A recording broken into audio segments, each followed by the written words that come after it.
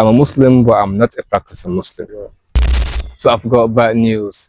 There's no opening to be a non-practicing Muslim. There's no category for that. Islam doesn't have that opening. Allah categorically stated,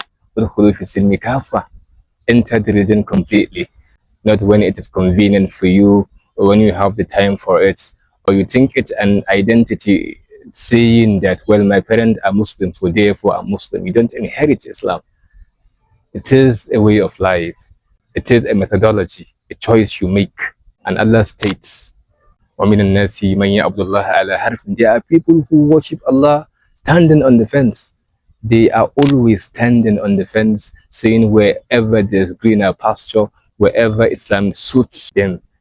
That is the examples of the hypocrites. So it's almost like saying that this attribute is the attribute of the hypocrites. Because during the time of the prophets, when the prophet had victories, you find them there. And when the prophet go through hard times, they run away because they're only there for what they're going to gain.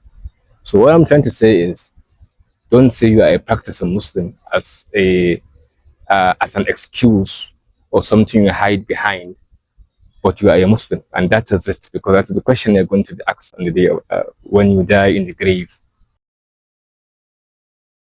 I'm not asking you perfection. Islam is not asking us for perfection. Do the best you can. Allah wants to see you try, and remember that inna sil'atullahi ghaliyah wa inna sil'atullahi al-jannah. That the commodity of Allah is very expensive, and that commodity is paradise. And to get that commodity, you must amalu wa amil salihats, show true belief and continuous virtuous, sincere actions you do towards Allah, so that He will put you in His fold and He will grant you His paradise. So you are a Muslim today with La ilaha illallah Muhammad Rasulullah.